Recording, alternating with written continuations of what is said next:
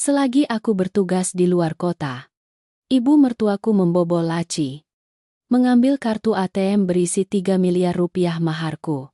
Katanya untuk disimpan agar aku tidak boros. Aku langsung melaporkannya ke polisi sehingga beliau panik.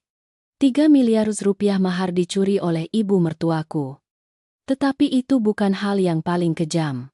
Di balik topeng kebaikan, mereka dengan kejam merekayasa tabrakan mobil yang membuat ayah kandungku cacat. Suamiku yang jahat bahkan diam-diam memberiku obat tidur. Memaksaku menandatangani kontrak asuransi 5 miliar rupiah. Menunggu hari untuk membunuhku. Bus jarak jauh membawaku dari bandara menuju kota Bima, Nusa Tenggara Barat. Saat senja telah tiba. Sinar matahari senja menyelinap melalui jendela. Seminggu penuh aku bertugas jauh dari rumah.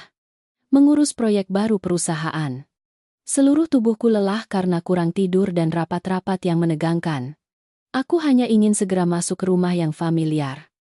Mandi bersih. Dan berbaring di kasur yang empuk. Aku menarik koper. Melewati gerbang besi. Rumah itu sunyi senyap tanpa suara. Suamiku, Hari, seorang insinyur konstruksi, pasti masih berada di lokasi proyek yang panas dan berdebu. Ibu mertuaku, Bu Siti, minggu lalu mengatakan akan datang mengunjungi kami beberapa hari. Mungkin sekarang beliau sudah pulang kampung atau pergi ke rumah kerabat. Aku menghela napas lega karena mendapatkan ketenangan. Aku masuk ke kamar tidur, berniat meletakkan barang bawaan dan berganti pakaian yang nyaman. Sesuai kebiasaan, aku melirik ke arah lemari kayu lapis di sudut ruangan. Disitulah aku menyimpan dokumen-dokumen pentingku. Tepat pada saat itu, langkah kakiku terhenti. Aku terkesiap. Mencoba melihat lebih jelas apakah aku hanya berhalusinasi karena lelah. Tapi tidak. Kenyataan terhampar jelas di depan mata. Kunci kuningan pada laci lemari kedua yang selalu kukunci rapat ini telah dibobol. Goresan-goresan kasar terukir dalam di permukaan kayu. Cat mengelupas, memperlihatkan bagian dalam kayu. Kunci itu patah dan menggantung. Jantungku berdebar kencang. Keringat dingin mulai membasahi punggungku. Aku cepat-cepat menarik laci. Barang-barang di dalamnya berserakan. Dokumen, sertifikat tanah, akta nikah semuanya berantakan. Aku dengan panik mencari kotak beludru merah yang kusembunyikan jauh di bawah tumpukan dokumen. Kotak itu masih ada. Tetapi ketika kubuka, isinya benar-benar kosong. Kartu ATM biru yang terhubung dengan rekening berisi 3 miliar rupiah telah hilang. Kepalaku seperti tersambar listrik. Berdenging dan pusing. 3 miliar rupiah. Itu bukan jumlah yang kecil. Itu adalah seluruh uang hasil jerih payah. Uang hasil penjualan tanah warisan di kampung yang telah dikumpulkan dan dihemat oleh kedua orang tuaku seumur hidup. Sehari sebelum aku menikah, orang tuaku menyelipkan kartu ini ke tanganku bersama pesan penuh kasih sayang.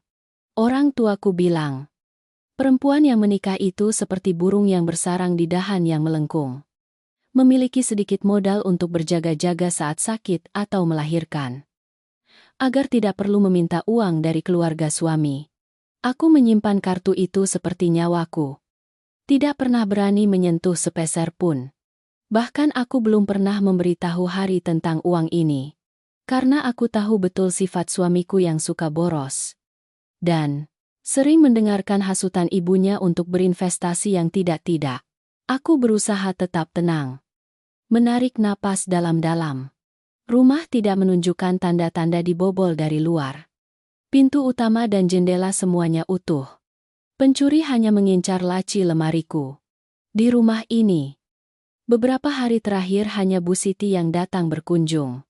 Firasatku mengatakan, ada yang tidak beres. Aku langsung membuka aplikasi bank di ponselku untuk memeriksa. Namun sistem melaporkan bahwa kata sandi login telah diubah. Aku tidak bisa mengakses rekeningku sendiri. Aku panik berlari ke kamar tamu tempat Bu Siti menginap beberapa hari terakhir. Kamar itu sudah dibereskan ala kadarnya. Aku membalik bantal dan selimut. Membuka laci-laci. Pikiranku tegang. Ketika kuangkat kasur, selembar kertas kecil terlipat jatuh ke lantai. Aku mengambilnya. Tangan gemetar membukanya. Di atas kertas itu adalah tulisan tangan Bu Siti yang sangat kukenal. Kertas itu bertuliskan 6 angka dan sebuah catatan kecil di sampingnya bertuliskan kata sandi baru. Bukan hanya itu. Kartu ATM biru milikku tergeletak di sudut tempat tidur di bawah sprei. Darahku mendidih. Aku menyambar kartu dan kertas itu. Lalu berlari keluar. Aku berlari ke mesin ATM sekitar 500 meter dari rumah. Tidak peduli dengan tatapan penasaran para tetangga. Berdiri di depan layar mesin ATM. Tanganku gemetar sampai hampir menjatuhkan kartu. Aku memasukkan kartu ke mesin. Memasukkan 6 angka di kertas. Mesin berbunyi. Beep. Login berhasil. Kata sandi benar-benar telah diubah. Aku memilih menu lihat saldo. Layar menunjukkan angka 3 miliar rupiah bulat. Uangnya masih ada. Belum ditarik, tetapi sudah ada tanda-tanda dimanipulasi. Aku buru-buru menarik kartu. Keringat membasahi kedua pelipis. Dia belum sempat menarik uang. Tetapi dia telah mengubah kata sandi dan menyimpan kartuku tanpa izin. Dia mencuri harta menantunya di rumah ini. Kenyataan pahit itu membuatku merasa jijik dan sangat marah. Berdiri terpaku di depan mesin ATM di jalanan ramai kota Bima. Aku butuh beberapa menit untuk menenangkan diri. Angin sore bertiup sejuk. Tetapi tidak menghilangkan kemarahan di hatiku.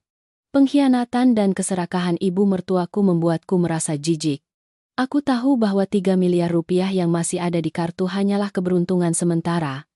Jika aku tidak pulang lebih awal hari ini, mungkin uang hasil jerih payah orang tuaku sudah lenyap tanpa jejak.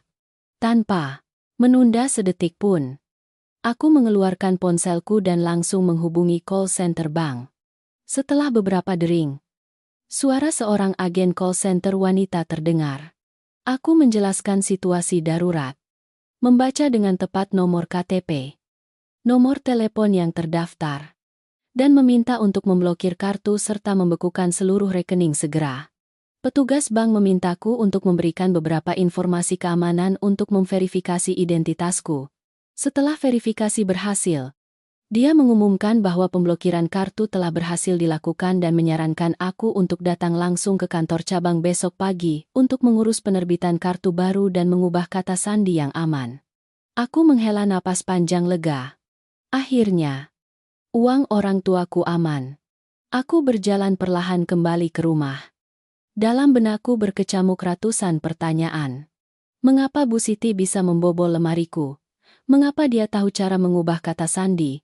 Dan apakah Hari tahu tentang kejadian ini begitu melewati pintu rumah? Ponsel di tasku berdering nyaring. Melihat layar menampilkan nama ibu mertua. Aku tersenyum dingin. Aku menekan tombol jawab. Menempelkan ponsel ke telinga. Belum sempat mengucapkan sepatah kata pun. Dari ujung telepon sana, rentetan suara melengking terdengar seperti guntur. Suara Bu Siti melengking penuh kemarahan dan kekesalan. Dia berteriak di telepon menanyakan apa yang kulakukan dengan kartu bank itu. Dia bilang dia sedang berada di toko emas cahaya emas terbesar di jalan itu bersama beberapa teman pensiunnya. Dia berniat menggesek kartu untuk membeli kalung emas berhiaskan batu dan cincin berlian sebesar biji kacang polong untuk tampil seimbang. Dia sudah selesai memilih perhiasan. Dengan bangga dia menyerahkan kartu kepada petugas untuk digesek di bawah tatapan kagum teman-temannya. Tetapi mesin pos menolak transaksi karena kartu sudah diblokir. Petugas toko emas mengembalikan kartu. Tatapan matanya penuh keraguan. Teman-teman dekatnya menutup mulut. Terkikik. Berbisik-bisik. Membuat dia sangat malu sampai ingin menembus tanah. Aku berdiri di tengah ruang tamu. Dia mendengarkan dia memaki-maki. Setelah dia selesai berteriak, aku baru mengeluarkan suaraku yang dingin dan tegas. Aku bertanya padanya mengapa dia membobol lemariku tanpa izin. Mengapa dia mencuri kartu ATM tanpa meminta izin. Aku menekankan bahwa itu adalah hartaku pribadi, yang diberikan oleh orang tua kandungku. Tidak ada hubungannya dengan keluarga suami. Dari ujung telepon sana, Bu Siti terdiam beberapa detik. Tetapi sifatnya, yang licik sudah mendarah daging. Dia tidak menunjukkan penyesalan sedikit pun. Dia meninggikan suaranya membela diri dengan nada seorang atasan yang berkuasa. Dia dengan sombong mengatakan bahwa dia adalah ibu mertua. Dia berhak mengelola harta di rumah ini. Dia bilang melihatku bekerja sepanjang hari dan memegang uang sebanyak itu. Dia khawatir aku akan membelanjakannya secara boros. Memberi uang kepada pria lain. Atau memberikannya kepada keluarga kandungku. Dia bilang, dia hanya mengambil kartu itu untuk disimpan. Uang menantu juga uang keluarga suami. Dia bilang kalau dia membelanjakan sedikit untuk membeli perhiasan emas. Itu juga untuk mempercantik nama keluarga. Untuk anaknya. Kata-kata yang tidak masuk akal dan kurang ajar itu seperti pisau yang menusuk langsung ke rasa hormat terakhir yang kumiliki untuk keluarga ini. Aku tidak menyangka seorang wanita tua yang berstatus ibu mertua bisa mengucapkan kata-kata yang begitu. Serakah dan memutarbalikkan fakta dengan terang-terangan. Mencuri harta menantu lalu menyebutnya menyimpan. Menggunakan uang untuk membeli berlian lalu mengatakan itu untuk mempercantik nama keluarga. Aku menggenggam erat ponsel. Buku-buku jariku memutih. Aku dengan lantang mengatakan bahwa aku tidak butuh siapapun untuk menyimpan uangku. Tindakannya membobol lemari dan mengambil kartu adalah melanggar hukum. Dan aku tidak akan membiarkan masalah ini begitu saja. Tanpa menunggu reaksinya. Aku menutup telepon. Melempar ponsel ke sofa. Kemarahan membakar pikiranku. Aku harus mempersiapkan diri untuk pertempuran yang akan datang. Ketika hari kembali ke rumah. Hari sudah benar-benar gelap. Rumah terendam dalam cahaya lampu neon yang dingin. Aku duduk tak bergerak di sofa di ruang tamu. Di depanku ada koper yang belum sempat kubereskan. Suara gemericik kunci dari gerbang luar terdengar. Pintu terbuka. Hari masuk ke rumah. Dia mengenakan kemeja yang penuh debu dari lokasi konstruksi. Tangannya memegang tas kerja kulit yang familiar. Melihatku duduk terdiam di ruang tamu. Wajahnya mengeras. Hari tidak menunjukkan keterkejutan atau bertanya dengan ramah, seperti biasanya ketika aku pulang dari perjalanan dinas. Dia dengan santai melepas sepatu kulitnya. Menatanya rapi di sudut lemari. Lalu dengan tenang berjalan mengambil segelas air putih dan meneguknya. Sikapnya yang begitu tenang dan acuh tak acuh membuat firasatku menjadi lebih tajam dari sebelumnya. Dia pasti tahu bahwa Bu Siti telah menelepon dan menceritakan semua hal kepadanya sebelum dia sampai di rumah. Hari menjatuhkan diri ke kursi di hadapanku. Menyilangkan kaki. Tatapan matanya menunjukkan ketidaksukaan yang jelas. Dia memulai pembicaraan lebih dulu. Dengan nada menyalahkan. Dia bertanya mengapa aku pulang kerja tidak membereskan rumah atau menyiapkan makanan. Malah duduk di sana dengan wajah cemberut. Dia bilang ibunya baru saja menelepon sambil menangis histeris. Mengatakan bahwa aku tidak sopan. Menuduh ibunya mencuri uang. Membuat ibunya malu di depan banyak orang. Dia mendesah. Menyalahkanku karena bertindak tanpa berpikir. Mempermasalahkan hal kecil. Aku menatap tajam mata pria yang telah kupanggil suami selama 2 tahun ini. Pembelaannya yang membabi buta membuatku mual. Aku menggeram setiap kata. Bertanya padanya, apakah dia tahu apa yang telah dilakukan ibunya? Aku menceritakan dengan jelas tentang kunci yang rusak. Kartu 3 miliar rupiah yang hilang. Kata sandi yang diubah. Aku bertanya padanya. Jika itu bukan tindakan pencurian. Lalu disebut apa Hari mengangkat bahu. Melambaikan tangan seolah-olah aku terlalu mempermasalahkan hal kecil. Dia bilang aku memang wanita dangkal. Dia membela ibunya dengan mengatakan bahwa ibunya sudah tua. Sering khawatir. Ibunya melihatku memegang uang dalam jumlah besar. Khawatir aku tidak bisa menjaganya. Jadi dia melakukan itu untuk melindungi harta bersama suami istri. Dia menyarankanku untuk bersikap baik. Jangan membuat keributan agar tidak ditertawakan orang lain. Dia bahkan dengan kurang ajar mengusulkan. Sekalian saja ibunya sudah memegang kartu itu. Anggap saja kami suami istri memberikan uang itu kepada ibunya untuk diinvestasikan atau dibelanjakan sesuka hatinya sebagai bentuk bakti. Dia bilang uang adalah benda di luar diri. Suami istri hidup bersama yang penting hati. Jangan karena beberapa koin merusak hubungan ibu mertua dan menantu. Setiap kata yang keluar dari mulutnya seperti siraman air dingin yang menampar wajahku. Bakti. Dia menggunakan dua kata bakti untuk melegalkan tindakan perampasan hasil jerih payah orang tuaku. 3 miliar rupiah ditukar dengan tanah mata pencarian keluargaku di kampung. Kini dia menganggapnya sampah. Dengan mudah menyerahkannya kepada keserakahan ibunya yang tak terbatas. Aku tiba-tiba menyadari betapa butanya aku saat menikah dengan pria ini. Seorang pengecut. Kaki tangan kejahatan. Tanpa sedikit pun rasa malu dan harga diri. Dia sama sekali tidak melindungi istrinya. Dia hanya melindungi kepentingan keluarganya yang penuh perhitungan ini. Aku tertawa. Tawa pahit yang bergema di ruangan yang kosong. Aku berdiri. Berjalan cepat ke kamar tidur. Aku mengeluarkan koper besar dari loteng. Membuka lemari pakaian. Mengumpulkan semua pakaianku dan melemparkannya ke dalam. Aku mengumpulkan semua dokumen pribadiku. Barang-barang pribadi yang penting. Tindakanku tegas dan cepat. Tanpa setetes air mata pun jatuh. Karena aku tahu air mata yang jatuh untuk keluarga ini adalah sebuah pemborosan. Hari melihatku dengan marah membereskan barang. Dia mulai panik berlari mengikuti. Dia berdiri di pintu kamar sambil berteriak keras menanyakan. Apa yang sedang kulakukan gila ini? Dia mengancam. Jika aku melangkahkan kaki keluar dari pintu ini, jangan pernah berani kembali memohon ampun padanya.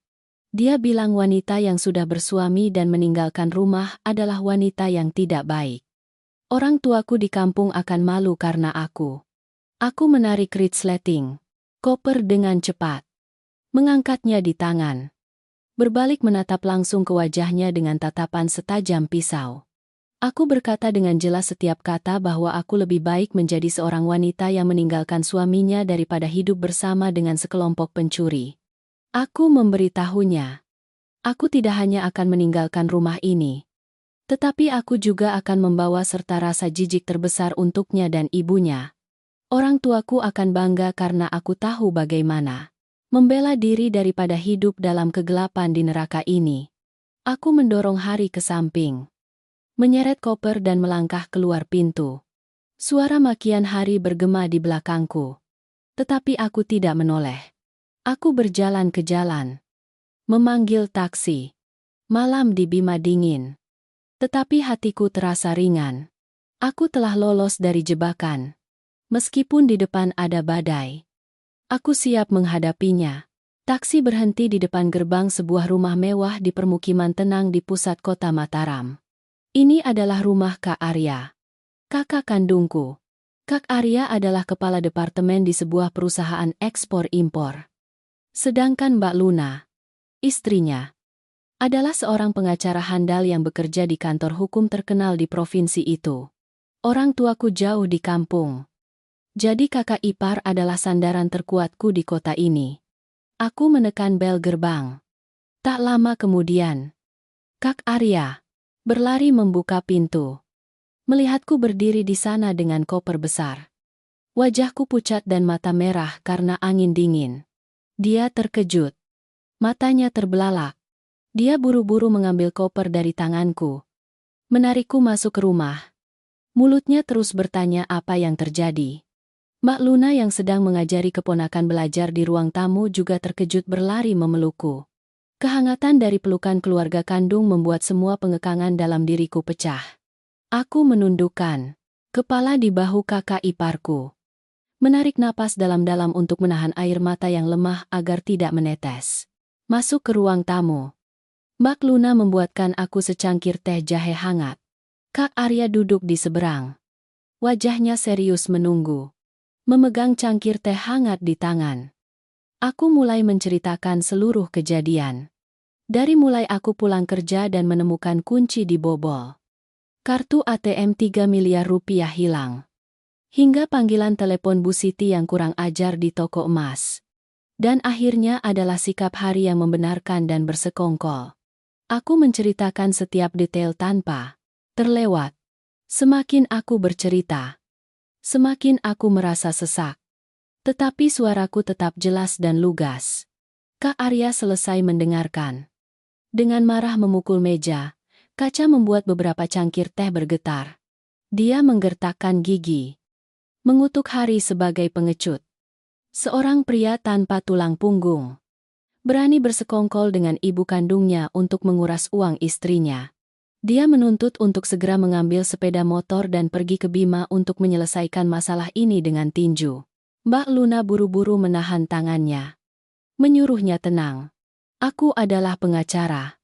Aku selalu melihat segala sesuatu dari sudut pandang hukum dan akal sehat. Mbak Luna duduk lebih dekat denganku. Memegang tanganku yang dingin. Dia perlahan menganalisis. Dari sudut pandang hukum, tindakan Bu Siti merupakan tindak pidana pencurian harta benda. Fakta bahwa dia adalah ibu mertua tidak memberinya kekebalan hukum apapun terhadap harta pribadi menantunya. Uang miliar rupiah adalah jumlah yang sangat besar. Jika kasus ini dibawa ke pihak penyidik dengan bukti lengkap seperti tempat kejadian, kunci yang dibobol, laporan bank, dan kamera CCTV di ATM atau toko emas, Bu Siti bisa menghadapi hukuman penjara yang sangat berat. Mbak Luna menatap lurus ke mataku. Suaranya menjadi lebih serius dari sebelumnya. Dia bilang keputusan sekarang ada di tanganku. Aku sedang berada di persimpangan jalan yang sangat sulit. Jika aku memilih untuk bersabar, diam untuk menjaga citra keluarga yang harmonis, aku tidak hanya akan kehilangan uang hasil jerih payah orang tuaku, tetapi juga secara tidak langsung memberi kesempatan kepada keluarga suami untuk terus menindas dan menguras hartaku di masa depan. Tetapi jika aku memutuskan untuk melaporkan ke polisi, membuat laporan untuk membawa masalah ini ke pengadilan agar mendapatkan keadilan, pernikahanku dengan Hari pasti akan hancur total dan aku harus menghadapi mulut dunia dengan kritik dan penilaian publik tentang menantu yang memenjarakan ibu mertua. Ruangan itu diselimuti keheningan yang mencekam. Detak jam dinding terdengar teratur. Aku memejamkan mata. Bayangan ayahku yang cacat kakinya duduk di kursi roda di kampung. Bayangan ibuku yang sudah tua membungkuk menghemat setiap sen untuk putrinya terbayang jelas dalam benakku. Aku tidak bisa mengecewakan orang tuaku. Aku tidak bisa membiarkan orang-orang serakah dan kejam itu menikmati hasil jerih payah keluargaku. Aku membuka mata, menatap Kak Arya dan Mbak Luna dengan tatapan paling tegas yang pernah kumiliki. Aku memberitahu Kak Arya dan Mbak Luna bahwa aku telah mengambil keputusan. Aku tidak akan mundur. Pernikahan ini sudah busuk dari dalam. Aku tidak punya apa-apa untuk disesali. Aku meminta Mbak Luna untuk membantu menyiapkan prosedur hukum yang diperlukan untuk melaporkan tindakan Bu Siti, sekaligus menulis surat cerai. Kak Arya mengangguk, menepuk bahuku dengan kuat untuk menyemangati, mengatakan keluarga akan selalu mendukungku tanpa syarat. Kehangatan keluarga kandung telah memberiku kekuatan tak terbatas untuk menghadapi badai besar yang akan datang. Keesokan paginya, aku izin cuti dari kantor untuk menyelesaikan masalah rumit ini. Ketika aku, Kak Arya, dan Mbak Luna sedang sarapan di dapur, membahas langkah-langkah pengumpulan bukti selanjutnya, bel pintu berdering nyaring. Melalui layar kamera keamanan, aku melihat Hari berdiri di luar gerbang. Wajahnya menunjukkan kekhawatiran. Tangannya memegang keranjang buah impor yang mahal. Kak Arya berdiri, berniat mengusir Hari pulang. Tetapi Mbak Luna menahannya. Dia bilang biarkan dia masuk. Kita lihat apa yang akan dia lakukan. Siapa tahu kita bisa merekam pernyataan tambahan yang menguntungkan kita. Kak Arya dengan enggan pergi membuka gerbang. Hari masuk ke rumah. Dengan canggung menyapa Kak Arya dan Mbak Luna dengan sikap menjilat yang jauh berbeda dari sikap sombongnya tadi malam. Dia dengan ragu-ragu mendekatiku, meletakkan keranjang buah di meja. Matanya melirik ke sekeliling. Hari menarik kursi dan duduk. Memulai percakapan dengan nada yang memelas dan lembut. Sulit dipercaya. Dia memanggilku istriku tersayang. Berharap aku tidak marah lagi dan ikut pulang bersamanya.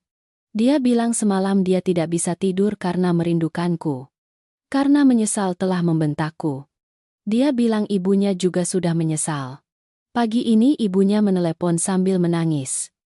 Menyuruhnya menjemputku pulang. Keluarga seharusnya menyelesaikan masalah di dalam rumah daripada membuka aib di depan umum. Aku melipat tangan di dada. Melihatnya berakting dengan tatapan dingin. Aku berkata terus terang bahwa aku tidak punya apa-apa untuk dibicarakan. Kecuali dia mengembalikan kartu ATM dan seluruh uang 3 miliar rupiah segera. Mendengar kata uang, wajah Hari sedikit berubah. Dia menggaruk-garuk kepala. Terbata-bata mencari kata-kata untuk menutupi. Dia mulai mengeluarkan alasan yang sudah disiapkan. Hari bilang uang 3 miliar itu. Ibunya karena ingin yang terbaik untuk kami berdua. Jadi dia sudah terlanjur menggunakannya untuk membeli paket obligasi korporasi jangka panjang dengan bunga yang sangat tinggi.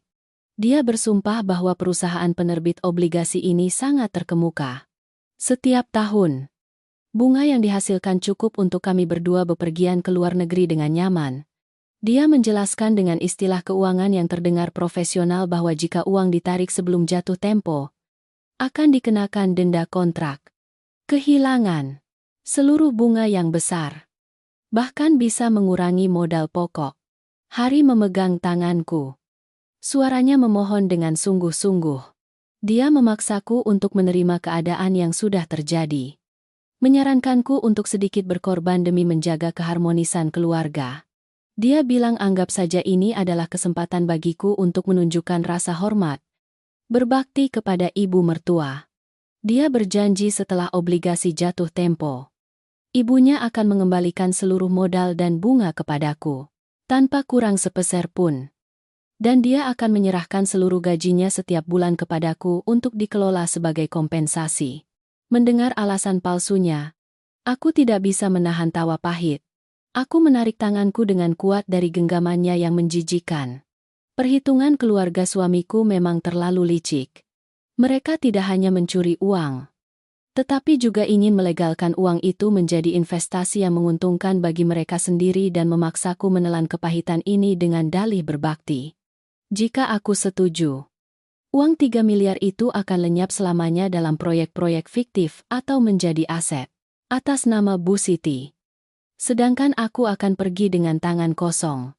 Aku berdiri, menatap Hari dari atas ke bawah dengan rasa jijik yang luar biasa. Aku menjelaskan kepadanya bahwa aku bekerja di bidang marketing, berinteraksi dengan berbagai jenis perusahaan. Aku tahu betul tipuan obligasi bunga tinggi semacam itu. Aku menekankan sekali lagi. Uangku, aku kelola sendiri. Tidak perlu bantuan investasi dari siapapun. Aku memintanya untuk memberitahu Bu Siti.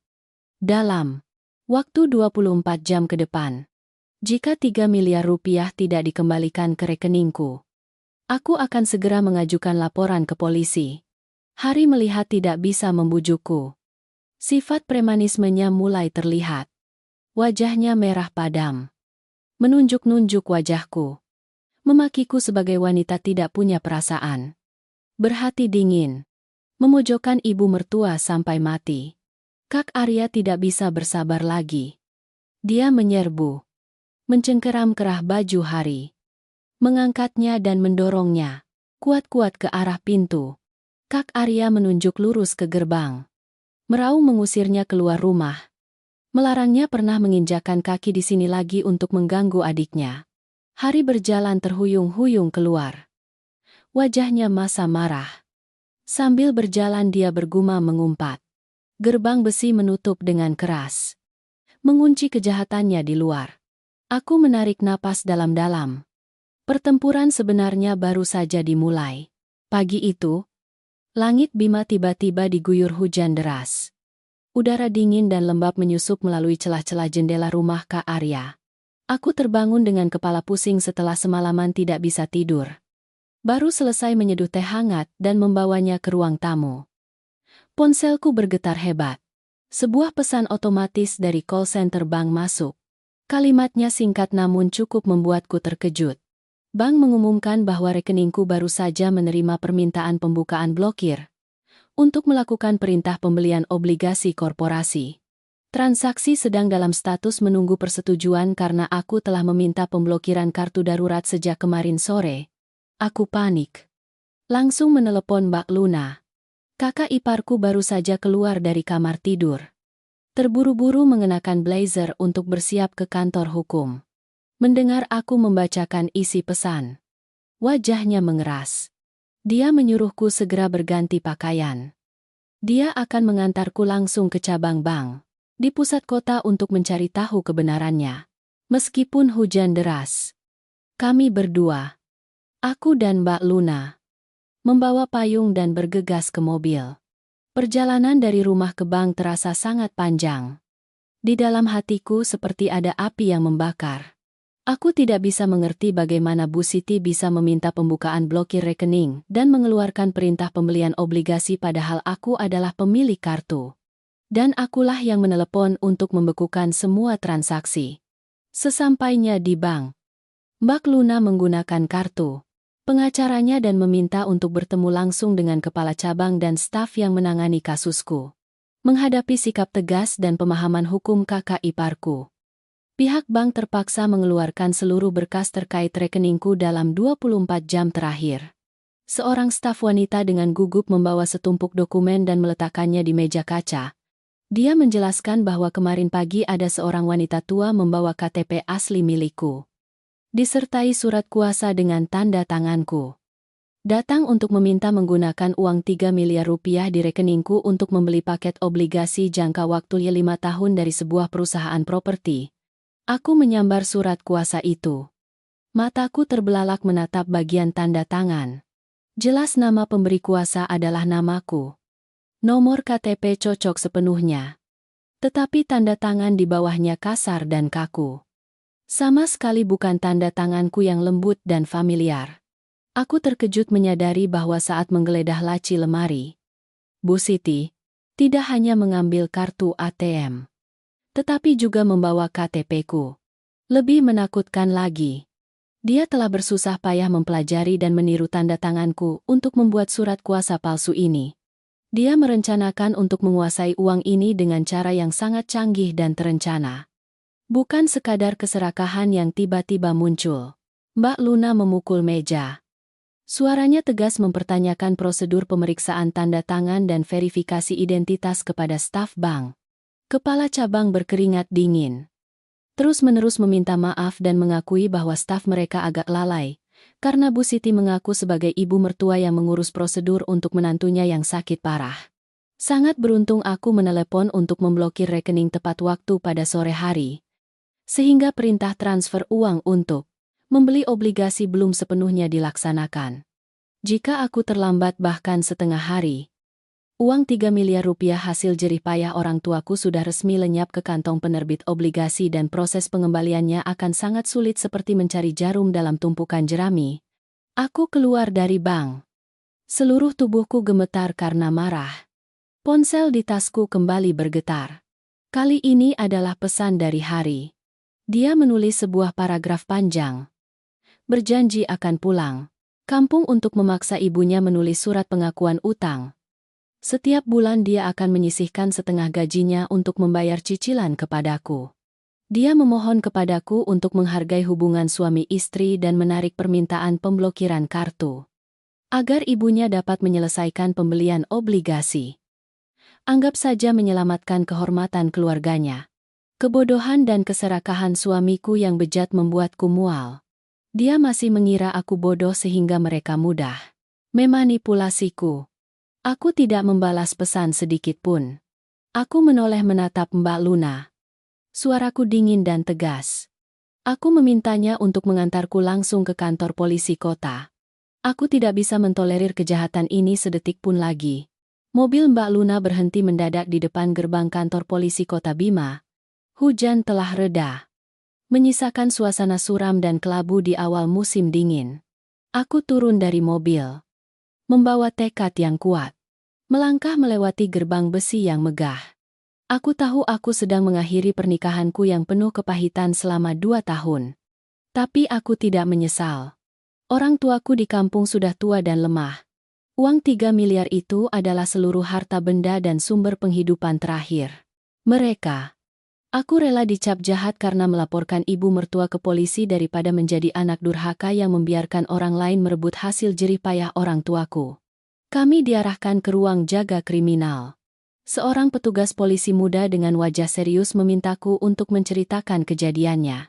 Dengan bantuan Mbak Luna sebagai orang yang memahami hukum. Aku dengan tenang menceritakan seluruh kisahnya dari awal hingga akhir. Aku menyerahkan bukti-bukti penting seperti foto kunci lemari yang dibobol yang telah kuambil, salinan laporan bank, secari kertas berisi kata sandi dengan tulisan tangan Bu Siti, dan terutama salinan surat kuasa palsu yang baru saja kudapatkan dari bank. Petugas polisi mencatat dengan cermat setiap detail ke dalam berita acara pemeriksaan. Dia menyimpulkan bahwa ini adalah kasus dengan indikasi tindak pidana pencurian harta benda dengan nilai sangat besar dan pemalsuan. Melihat sifat serius dari masalah ini, seorang kepala tim investigasi kejahatan ketertiban masyarakat masuk untuk memimpin langsung. Kepala tim menyarankan agar aku menggunakan ponselku sendiri, menyalakan speaker, dan menelepon Bu Siti untuk mendapatkan pernyataan langsung dari tersangka. Aku memegang ponsel.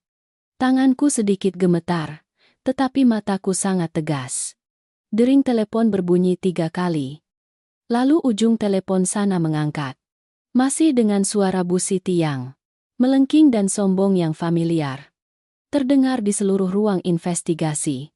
Dia dengan marah bertanya apa yang kulakukan menelepon. Apakah sudah memikirkan tawaran hari? Apakah akan membuka blokir kartu agar dia bisa berbisnis atau tidak? Aku berusaha menjaga nada suaraku setenang mungkin. Langsung bertanya padanya mengapa dia berani membobol lemari, mencuri kartu, dan bahkan mencuri KTP-ku untuk memalsukan tanda tangan di bank. Mendengar itu, Bu Siti tertawa, sinis. Dia mengucapkan kata-kata menantang dengan sombong. Dia mengatakan terus terang bahwa dia adalah ibu mertua. Dia mengambil barang di rumah putranya. Itu bukan mencuri. Dia menantangku untuk melaporkan ke polisi. Mengatakan tidak ada polisi yang punya waktu untuk menyelesaikan masalah ibu mertua yang menyimpan uang untuk menantunya. Dia bahkan dengan berani menyatakan, jika aku berani mempermasalahkan hal ini, dia akan menyebarkan berita di seluruh kota ini bahwa aku adalah menantu yang kurang ajar, lancang, agar aku tidak punya muka lagi untuk hidup di tanah Mataram ini. Tepat ketika dia sedang berbicara panjang lebar dengan kata-kata kejam, kepala tim investigasi memberi isyarat kepadaku untuk memberikan ponsel kepadanya. Dia menempelkan ponsel ke telinga, dengan lantang menyebutkan nama lengkap, pangkat, dan jabatan di kantor polisi Kota Bima. Dengan nada suara yang tegas, dia memberitahu Bu Siti bahwa kepolisian telah menerima laporan tindak pidana dari warga. Saat ini telah memiliki bukti lengkap tentang tindakan perusakan properti, perampasan kartu bank, dan pemalsuan tanda tangan. Dia meminta Bu Siti untuk hadir di kantor polisi tepat jam 2 siang ini untuk pemeriksaan. Jika sengaja menghindari, kepolisian akan menerapkan tindakan penjemputan paksa sesuai ketentuan hukum. Ujung telepon sana tiba-tiba diselimuti keheningan yang mematikan. Suara teriakan Bu Siti yang agresif padam dalam sekejap. Beberapa detik kemudian, aku mendengar suara pecah yang nyaring, seperti suara gelas kaca yang jatuh pecah di lantai, disertai suara terkejut dan panik. Panggilan terputus begitu saja. Aku menatap layar ponsel yang gelap. Perasaan senang bercampur pahit membuncah. Karma itu nyata. Tak ada kejahatan yang tak terbalas. Kesombongannya akhirnya harus tunduk pada kekuatan hukum. Tepat pukul 2 siang.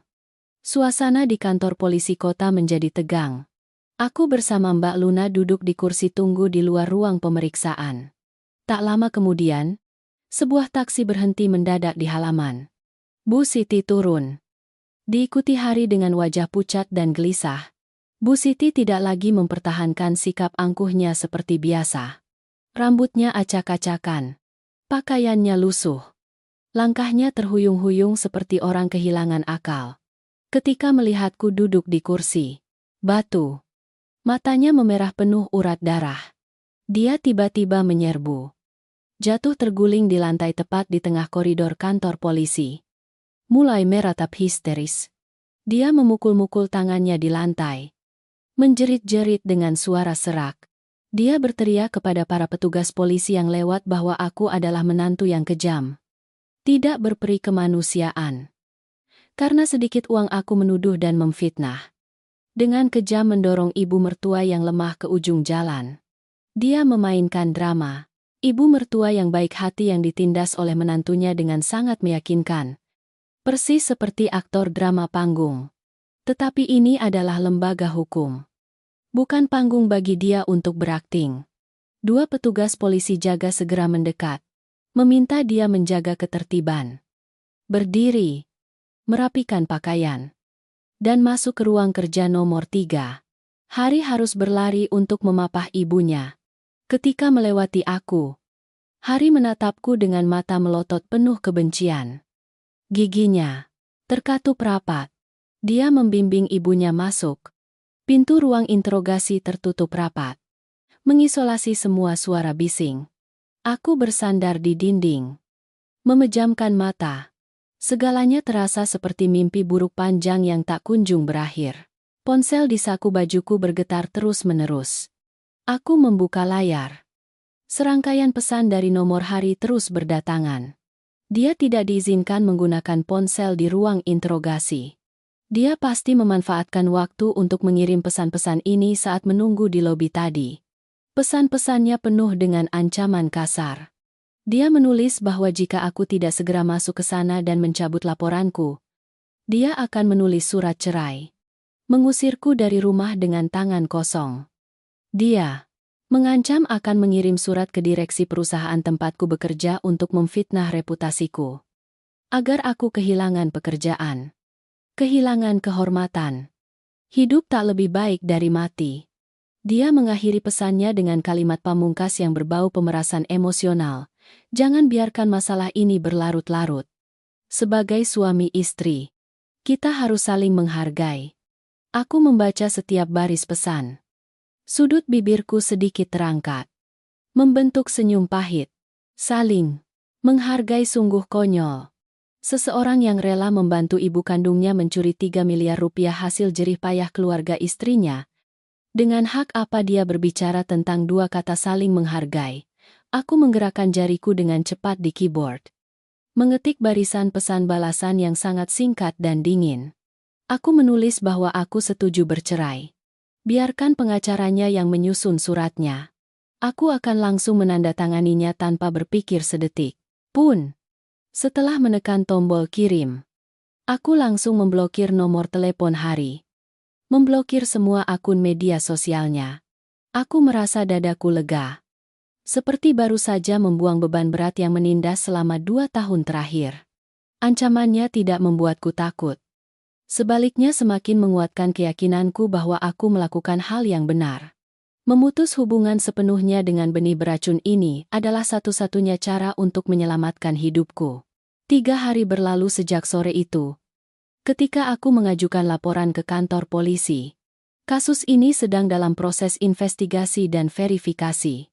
Kartu bankku masih diblokir dengan aman. Aku meminta cuti seminggu.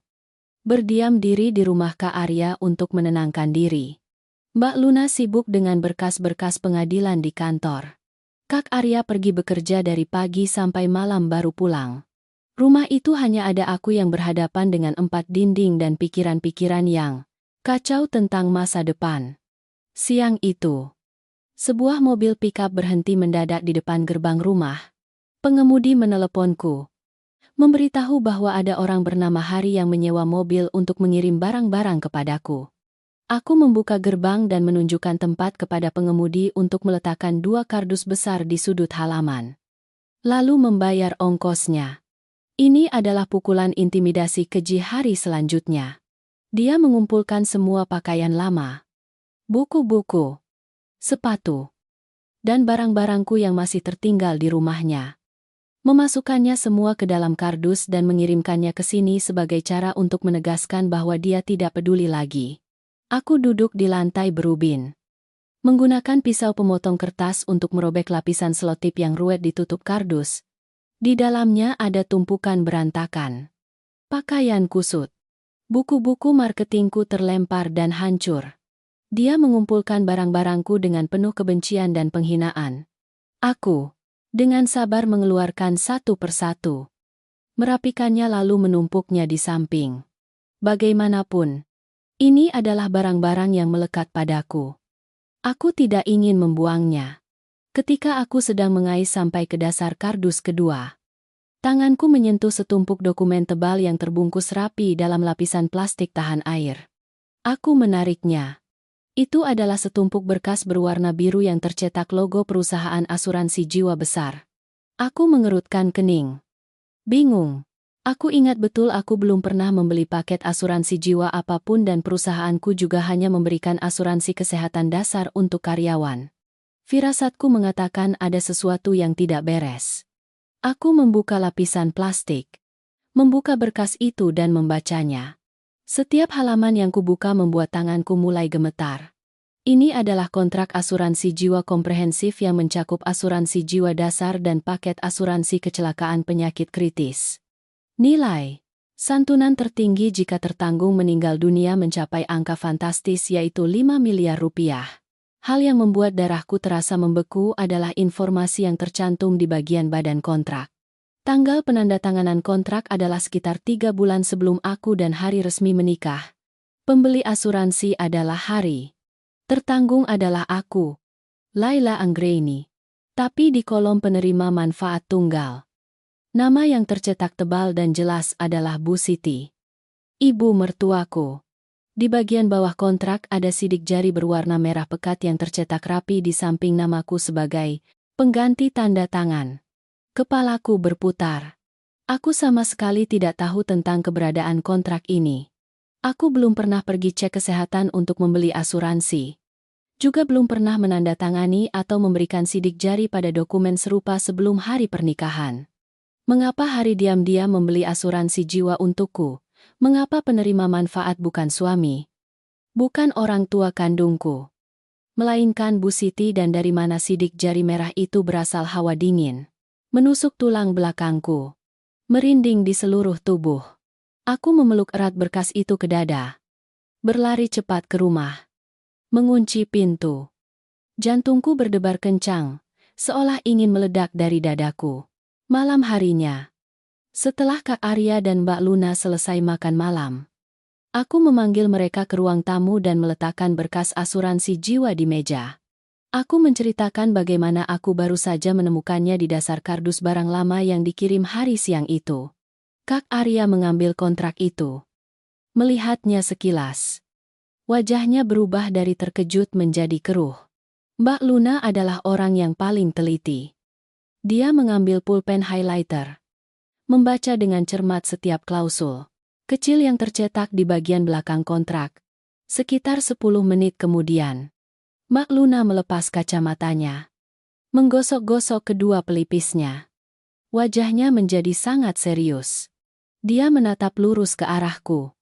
Suaranya sangat rendah, membawa kengerian yang menakutkan. Dia menjelaskan dengan rinci setiap detail. Dia menganalisis bahwa ini bukan kontrak asuransi yang bertujuan untuk mencegah risiko atau menunjukkan perhatian dan kepedulian seperti yang sering diiklankan. Ini adalah alat keuangan yang dibuat dengan tujuan yang sangat gelap. Mbak Luna mengambil kertas putih, mencoret-coret setiap poin dengan jelas. Pertama, fakta bahwa Hari membeli asuransi untukku tepat sebelum pernikahan membuktikan bahwa dia sudah memiliki rencana sebelumnya. Kedua, kontrak menggunakan sidik jari sebagai pengganti tanda tangan langsung. Ini menunjukkan bahwa sidik jari ini kemungkinan besar diambil saat aku tidak sadarkan diri atau aku ditipu untuk memberikan sidik jari pada kertas kosong lalu dicetak di atas kontrak. Ketiga dan yang paling menakutkan, satu-satunya penerima manfaat adalah Bu Siti. Mbak Luna menatapku dengan tatapan kasihan. Dia mengajukan hipotesis yang membuat seluruh tubuhku membeku. Dia menganalisis menurut hukum waris. Jika aku mengalami kecelakaan yang menyebabkan kematian, seluruh harta pribadiku, termasuk uang 3 miliar rupiah mahar di kartu bank, akan dibagi rata kepada ahli waris tingkat pertama, di mana Hari sebagai suami sah akan mendapatkan bagian yang besar. Bersamaan dengan itu, perusahaan asuransi akan mencairkan uang 5 miliar rupiah dan jumlah uang yang sangat besar ini akan langsung masuk ke kantong Bu Siti sebagai satu-satunya penerima manfaat sah yang tercantum dalam kontrak. Totalnya 8 miliar rupiah. 8 miliar rupiah akan jatuh ke tangan ibu dan anak Hari jika aku menghilang dari dunia ini. Kak Arya yang mendengar ini tidak bisa menahan diri. Memukul meja kaca dengan keras sambil mengumpat. Dia menggertakkan gigi mengatakan, "Ibu dan anak ini bukan manusia. Mereka adalah sekelompok iblis berwujud manusia. Mereka sudah menganggapku seperti mangsa yang empuk. Tambang emas yang mereka jebak dan kuras, bahkan sebelum aku resmi menikah." Aku duduk diam di sofa. Tangan dan kakiku dingin tak berdarah. Aku merinding ketika teringat saat Hari bersikeras ingin menjemputku pulang kerja larut malam di jalan raya yang sepi atau saat Bu Siti memaksa agar aku memakan sup bergizi untuk menjaga kesehatan. Di balik sikap yang seolah-olah penuh kasih sayang dan perhatian itu, tersimpan rencana kejam dan berdarah dingin yang membuatku ngeri. Aku sadar bahwa aku telah hidup bersama iblis selama 2 tahun tanpa menyadarinya. Air mataku tanpa sadar mengalir. Bukan karena kesedihan tetapi karena kemarahan dan ketakutan yang luar biasa akan kejahatan hati manusia. Jika bukan karena kunci lemari yang dibobol Hari itu, apakah aku akan selamat meninggalkan keluarga itu? Atau sudah menjadi mayat tanpa jiwa yang membawa kekayaan bagi ibu dan anak itu? Semalaman aku terjaga bersama kenyataan mengerikan tentang kontrak asuransi jiwa 5 miliar rupiah. Aku hampir kehabisan tenaga. Keesokan paginya, aku terbangun dengan mata bengkak dan kepala yang sangat pusing. Mbak Luna sudah menyeduh teh hangat dan meletakkannya di meja ruang tamu. Melihat penampilanku yang kelelahan, dia menghela napas dan menarikku duduk di kursi. Dia menyarankanku untuk makan sedikit bubur bawang hangat untuk memulihkan tenaga. Jalan di depan masih sangat panjang dan penuh rintangan. Aku cepat-cepat menyantap beberapa sendok bubur. Dalam hati muncul kecurigaan baru. Jika Bu Siti dan Hari sudah merencanakan jebakan asuransi jiwa yang kejam itu sebelum pernikahan, maka keserakahan mereka pasti tidak hanya berhenti pada uang mahar 3 miliar rupiah atau kontrak 5 miliar rupiah. Seseorang dengan ambisi sebesar Bu Siti yang hidup satu atap denganku selama 2 tahun terakhir, pasti tidak mungkin tidak melakukan tindakan pengurasan diam-diam lainnya yang belum pernah kusadari. Pikiranku mulai merangkai kembali semua kejadian. Aku teringat pada kartu-kartu bank tambahan yang pernah kubuka saat baru menikah, Indah F. Guru, EDAF. Karena pekerjaanku sebagai kepala marketing menuntut banyak transaksi, aku pernah membuka 2 kartu tambahan yang terhubung dengan rekening pribadiku. Salah satu kartu itu pernah kuberikan kepada Bu Siti untuk disimpan. Aku menceritakan detail ini kepada Mbak Luna. Kakak iparku langsung menepuk paha dengan keras. Dia menyuruhku segera pergi ke bank dan meminta laporan riwayat transaksi seluruh rekening dan kartu tambahan sejak menikah hingga sekarang. Tanpa menunda, aku meminta Kak Arya untuk mengantarku dengan sepeda motor ke kantor cabang bank di pusat kota Bima. Hari ini udara dingin. Angin musim timur laut bertiup kencang dan menusuk. Tetapi dingin di luar tidak sebanding dengan dingin yang menyebar di benakku. Bertemu lagi dengan staf bank yang kemarin. Aku menunjukkan KTP dan meminta untuk mencetak laporan transaksi rinci selama 2 tahun terakhir. Tumpukan kertas laporan yang tebal tercetak, membawa aroma tinta yang masih basah. Aku dan Kak Arya membawa tumpukan kertas itu pulang ke rumah. Membentangkannya di lantai ruang tamu. 4 mata memicing mencari setiap baris tulisan kecil. Setiap angka masuk dan keluar. Bulan-bulan pertama transaksi benar-benar normal. Sebagian besar adalah uang yang kugunakan untuk membayar listrik dan air. Pergi ke supermarket untuk membeli kebutuhan rumah tangga.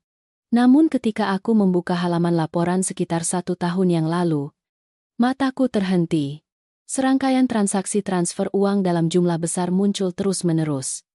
5 juta, 10 juta, lalu kadang-kadang mencapai 30 juta rupiah.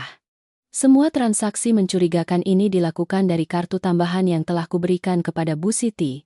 Dan tujuan dari aliran dana itu semua mengalir ke satu nomor rekening bank atas nama Tuan Rahmat, disertai dengan keterangan transfer yang sangat umum seperti pinjaman, setoran bisnis, bantuan modal. Aku mengerutkan kening, mencoba menggali ingatanku siapa Tuan Rahmat ini. Di antara rekan bisnis atau temanku, sama sekali tidak ada orang bernama Rahmat yang menerima sejumlah uang aneh seperti ini. Kak Arya mengangkat laporan itu mendekat ke mata. Bergumam nama Tuan Rahmat beberapa kali. Dia menepuk dahinya, lalu mengeluarkan ponselnya, menekan nomor untuk menghubungi seorang teman yang bekerja di tim kepolisian ekonomi provinsi. Kak Arya berbicara di telepon cukup lama. Wajahnya perlahan mengeras. Ketika dia menutup telepon, dia berbalik menatapku. Matanya menunjukkan kemarahan yang luar biasa. Kak Arya berkata dengan yakin bahwa Tuan Rahmat tidak lain adalah keponakan kandung Bu Siti. Ayah Rahmat adalah kakak kandung Bu Siti, yang berarti Paman Hari. Rahmat adalah cucu laki-laki tertua dari pihak ibu. Sejak kecil sudah sangat dimanja oleh Bu Siti. Tetap, mendengar Kak Arya mengatakan itu, telingaku berdenging. Semua kepingan seolah-olah mulai menyatu, membentuk gambaran utuh yang penuh dosa. Bu Siti diam-diam menguras uang dari kartu tambahanku untuk diberikan kepada keponakannya sebagai modal untuk menipu. Keberpihakan dan keserakahan buta wanita itu telah melampaui semua batas moral keluarga. Dia menghisap darah menantunya untuk memelihara benih kejahatan keluarganya. Tanganku menggenggam erat laporan bank sampai buku-buku jariku memutih. Aku menarik napas dalam-dalam, menenangkan diri untuk membalik. Halaman-halaman tergelap di keluarga iblis ini, duduk di lantai dengan lembaran laporan yang berserakan di sekitarku. Ingatanku kembali ke masa lebih dari setahun yang lalu. Itu adalah menjelang Idul Fitri pertama aku sebagai menantu. Tahun itu, perusahaan berjalan dengan baik. Aku mendapat bonus lebaran yang sangat besar. Ditambah uang angpau dari kerabat kedua belah pihak setelah pernikahan yang telah kukumpulkan. Totalnya tepat 300 juta rupiah.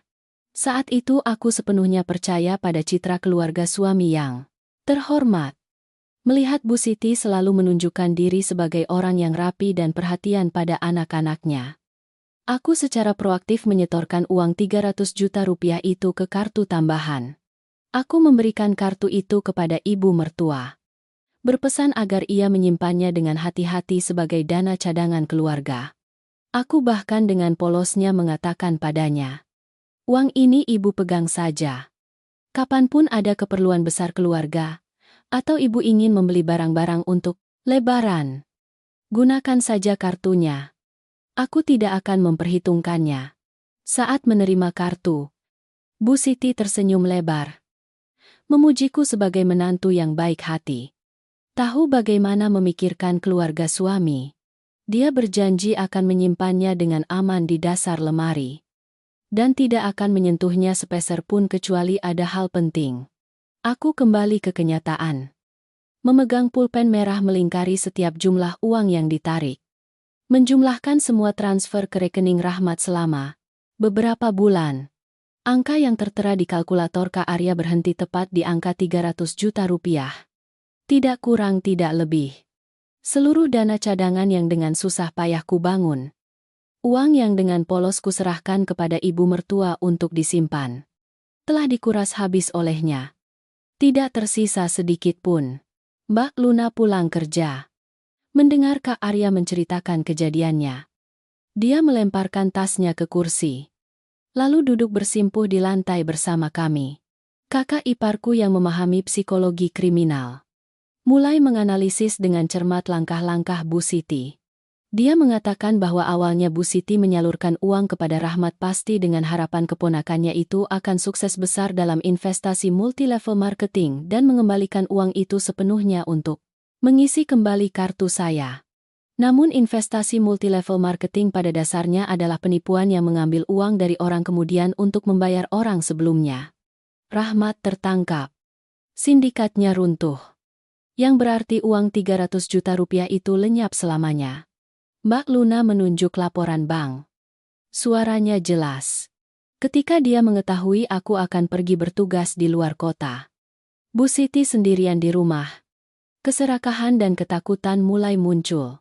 Dia tahu cepat atau lambat aku akan menanyakan uang 300 juta itu. Jika tidak ada uang untuk dikembalikan, dia akan malu. Dalam keputusasaan dan sifat serakahnya yang tak terbatas. Dia teringat laci lemari kayu lapis yang terkunci di kamarku. Dia tahu orang tua kandungku memberiku sejumlah besar uang sebagai mahar tetapi tidak tahu persis berapa jumlahnya. Jadi dia nekat. Dia menggunakan linggis untuk membobol kunci. Mengambil kartu berisi 3 miliar rupiah. Dan juga mengambil KTP-ku.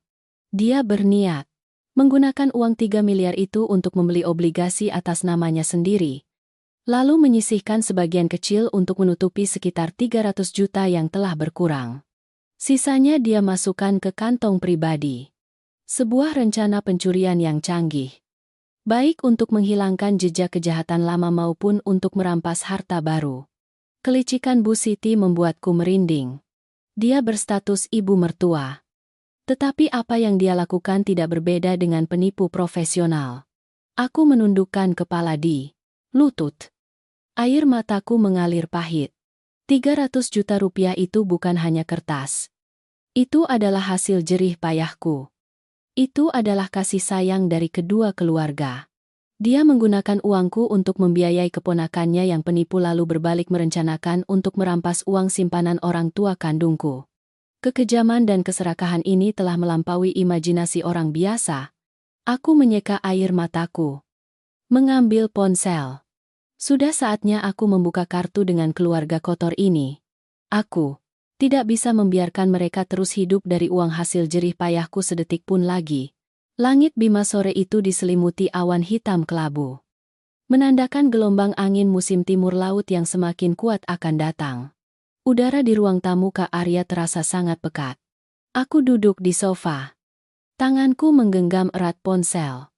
Mataku tajam menatap layar. Kak Arya dan Mbak Luna duduk di kedua sisiku. Dia mengamati setiap gerak-geriku. Aku telah membuka blokir nomor telepon Hari. Menekan panggil dan memilih mode speakerphone agar Kak Arya dan Mbak Luna bisa ikut mendengar. Telepon berdering sampai kali kelima. Lalu Hari mengangkatnya. Begitu tersambung. Suara ketus dan penuh tantangan dari dia langsung terdengar nyaring. Dia dengan sombong bertanya, "Apa yang kulakukan menelepon lagi sudah takut?" "Ya, sudah siap pergi ke kantor polisi untuk mencabut laporan." Dia masih mempertahankan sikap angkuh seperti atasan. Berpikir bahwa aku hanyalah seorang wanita lemah yang akan patuh setelah diancam beberapa kali. Aku tidak peduli. Dengan kata-kata kasarnya. Dengan nada suara paling dingin dan tegas. Aku langsung pada intinya. Aku memberitahunya bahwa aku baru saja pulang dari bank dan aku telah memegang seluruh laporan transaksi rinci dari kartu tambahan. Aku membaca dengan jelas setiap angka. Setiap rentang waktu. Setiap jumlah uang puluhan juta rupiah yang ditransfer dari kartu saya ke rekening Tuan Rahmat. Keponakan kesayangan ibunya. Ujung telepon sana terdiam. Napas Hari menjadi berat. Aku terus menyiramnya dengan siraman air dingin. Aku mengatakan aku sudah tahu bahwa Rahmat ditangkap karena penipuan multilevel marketing. Aku membuka kedok ibunya. Orang yang mencuri 300 juta dari menantunya untuk menyelamatkan keponakannya yang kriminal. Aku menegaskan bahwa karena kehilangan uang itu, ibunya nekat membobol lemari dan mengambil 3 miliar rupiah milikku untuk menutupi dan merampas. Aku menyatakan dengan jelas bahwa besok pagi aku akan membawa laporan ini untuk diserahkan sebagai tambahan kepada tim penyidik kepolisian. Kejahatan bertambah kejahatan. Ibunya tidak akan bisa lolos dari hukuman penjara seumur hidup. Pernyataan saya bagaikan percikan api yang langsung menyulut bubuk mesiu. Keheningan Hari hanya berlangsung beberapa detik. Segera setelah itu, dia menjadi gila. Suara barang pecah belah terdengar nyaring dari ujung telepon sana. Seperti anjing yang terpojok. Hari meraung seperti binatang buas yang terpojok. Dia memakiku dengan kata-kata paling kejam. Dia mengatakan aku adalah ular beracun. Sengaja mendorong keluarganya ke jurang kematian. Tetapi apa yang dia ucapkan setelah itu benar-benar membuat dunia di bawah kakiku runtuh. Hari merendahkan suaranya dengan nada brutal dan kejam yang membuat bulu kuduk berdiri. Dia menggeram setiap kata. Mengancam bahwa jika aku berani menyerahkan bukti yang akan memenjarakan ibunya, dia akan mengungkapkan seluruh kebenaran tentang kecelakaan ayahku 3 tahun yang lalu. Dia tertawa sinis. Bertanya, apakah aku tahu mengapa hari itu ayahku ditabrak oleh sopir truk mabuk di jalan raya yang sepi? Dia mengatakan kecelakaan itu sama sekali bukan insiden acak, melainkan sebuah sandiwara yang diatur dengan cermat dan sutradara di baliknya adalah ibu mertuaku yang terhormat. Tanganku gemetar. Ponsel terlepas dari tangan dan jatuh ke meja kaca. Jantungku seperti dicekik oleh tangan tak terlihat. Kecelakaan ayahku adalah rasa sakit terbesar bagi seluruh keluarga. Ayahku. Dari seorang pria kepala keluarga yang sehat. Hanya dalam satu malam. Yang mengerikan telah kehilangan kedua kakinya selamanya. Harus menghabiskan hidupnya di kursi roda. Sopir truk mabuk yang menyebabkan kecelakaan telah dipenjara. Pengadilan memutuskan untuk memberikan ganti rugi sejumlah uang. Tetapi rasa sakit fisik dan mental ayahku tidak dapat tergantikan oleh apapun. Sekarang, suami terkutuk ini berani menggunakan rasa sakit itu untuk mengancamku. Dia bilang ibunya adalah dalang utama. Apa sebenarnya ini mataku? Berkunang-kunang. Dadaku sesak tidak bisa bernapas. Aku duduk membeku di kursi. Air mata mengalir tak henti-hentinya. Telingaku berdengung. Tidak lagi mendengar Kak Arya yang mengumpat keras atau Mbak Luna yang berusaha memanggil namaku. Ancaman hari seperti pisau mematikan yang menusuk langsung ke jantungku. Ayahku. Ayah yang baik hati.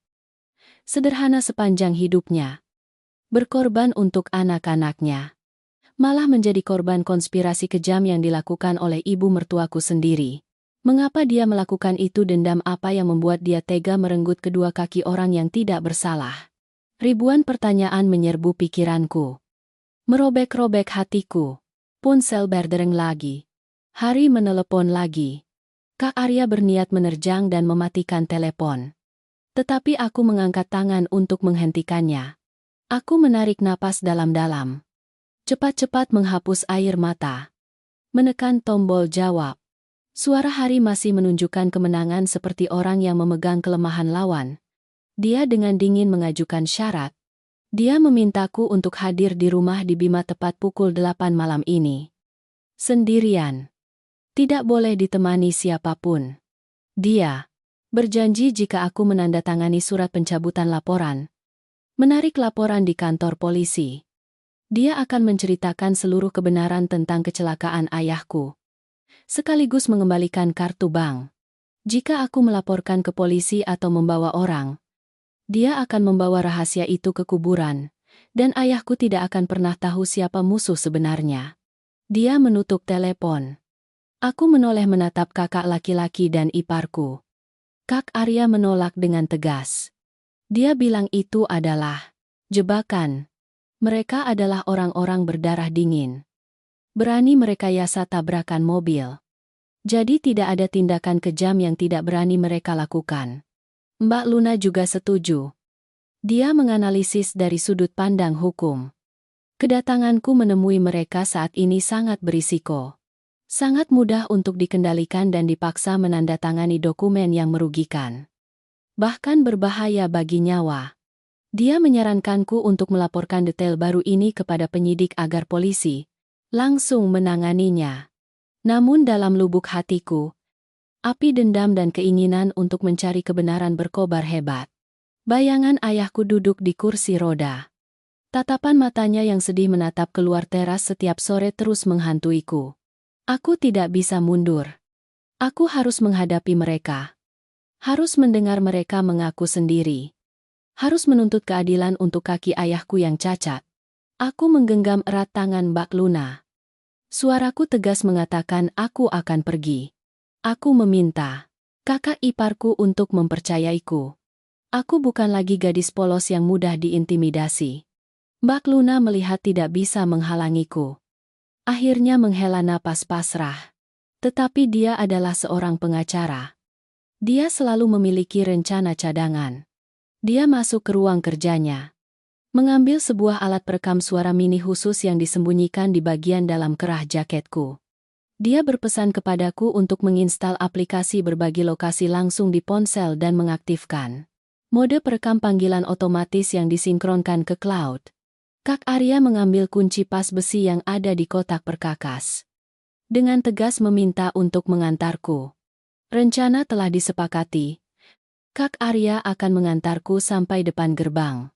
Dia akan memarkir mobil di sudut tersembunyi di bawah. Menunggu. Cukup aku menekan tombol nomor 1 di ponsel untuk meneleponnya dengan cepat. Dia akan langsung mendobrak pintu dan menyerbu masuk. Tepat pukul 7.30 malam. Mobil Kak Arya melaju dalam gelap. Angin menderu melalui celah jendela. Hatiku tenang luar biasa. Aku tidak lagi merasa takut.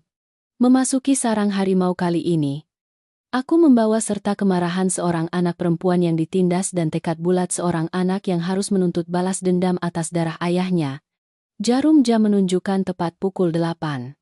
Aku mendorong gerbang besi yang familiar dan melangkah masuk ke halaman yang penuh daun kering.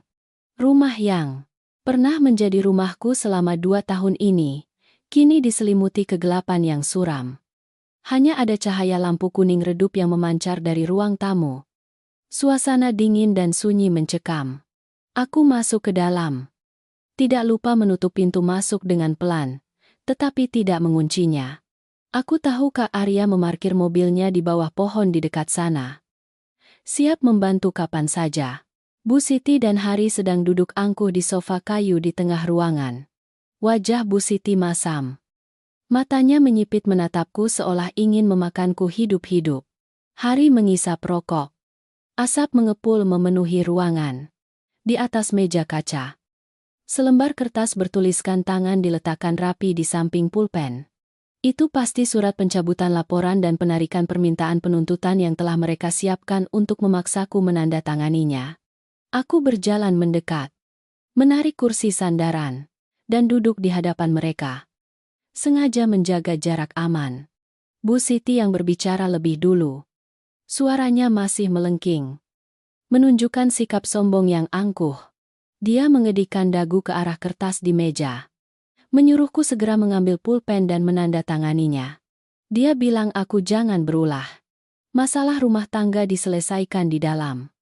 Membuat keributan hanya akan mempermalukan kedua keluarga. Dia berjanji setelah aku menandatangani, dia akan mengembalikan kartu bank. Uang masing-masing disimpan masing-masing.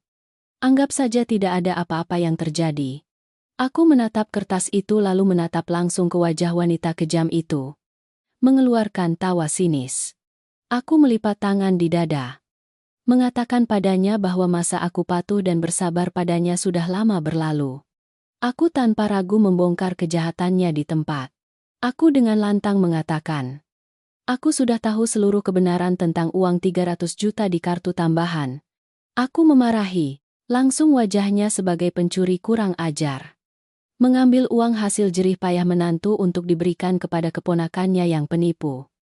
Lalu karena sudah terlanjur basah, dia membobol lemari dan mencuri 3 miliar rupiah dengan niat untuk menelan semuanya. Mendengar aku menyebutkan uang 300 juta dan Rahmat, wajah Bu Siti berubah. Sudut bibirnya berkedut. Matanya berkedip-kedip menunjukkan kepanikan. Dia membuka mulutnya untuk membantah. Tetapi bukti-bukti yang jelas tentang laporan transfer yang baru saja kusebutkan telah mengunci mulutnya. Dia terdiam. Bingung. Menoleh meminta bantuan putranya. Kesombongannya telah hancur total di hadapan argumen-argumen kuatku. Hari melihat ibunya terdesak. Dia mematikan rokoknya. Melempar asbak dengan keras ke lantai. Menimbulkan suara pecah yang nyaring. Dia berdiri. Berjalan mendekat. Memukul meja dengan keras. Menunjuk-nunjuk wajahku. Dia menggeram mengancam. Menyuruhku berhenti bertele-tele. Dia mengulangi syarat tadi pagi. Bertanya apakah aku ingin tahu kebenaran tentang bagaimana ayahku ditabrak mobil sampai kedua kakinya putus. Jika ingin tahu, segera diam dan patuh menandatangani surat pencabutan laporan itu. Jika tidak dia akan membiarkan rahasia itu busuk di dalam kubur. Aku menggigit bibirku sampai berdarah.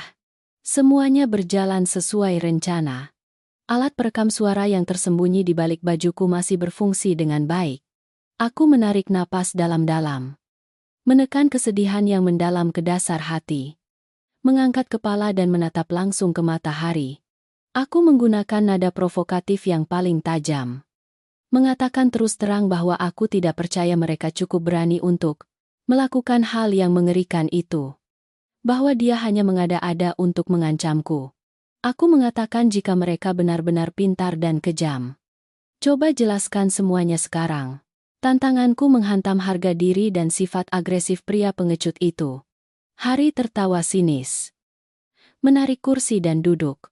Mulai mengucapkan pengakuan dosa yang penuh dengan kekejaman dan berdarah dingin.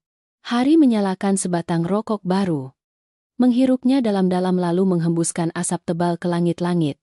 Wajahnya saat ini sama sekali tidak lagi menunjukkan wajah baik hati palsu seorang suami yang berpendidikan. Melainkan menampakkan sifat asli seorang penjahat yang kejam. Dia menyilangkan kaki. Tersenyum sinis. Mulai menceritakan kisahnya dengan nada acuh tak acuh yang membuat bulu kuduk berdiri.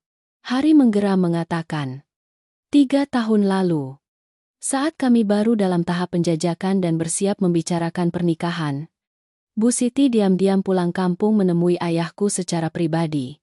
Saat itu dia terjerat banyak utang karena bermain arisan dan membutuhkan sejumlah besar uang untuk menutupi kerugian yang disebabkan oleh keponakannya yang berharga bernama Rahmat dari bisnis ilegal pertamanya.